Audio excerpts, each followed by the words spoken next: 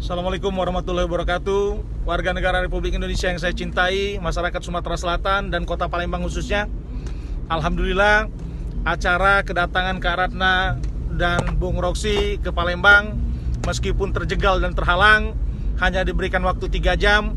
Bersyukur kami kepada Allah, dalam waktu yang singkat ini Kak Ratna tetap memberikan semangat juang kepada kita semua dan tetap dengan senyum dan kehangatan. Semoga di negara Republik Indonesia yang demokrasi ini akan menghasilkan pemimpin yang benar-benar demokrasi dan amanah untuk mensejahterakan rakyatnya. Saat ini kami dalam perjalanan pulang ke bandara karena tidak boleh berlama-lama di Kota Palembang. Saya merasa sedih dan kecewa. Ada warga negara Republik Indonesia yang sepertinya tidak memiliki hak banyak untuk hidup dan bicara. Ini karena Selamatkan Indonesia. Selamatkan Indonesia. Selamatkan Indonesia. Selamatkan Indonesia. Maju terus, maju terus. Maju terus, pantang mundur. Itu pesan dari Kak Ratna. Assalamualaikum warahmatullahi wabarakatuh.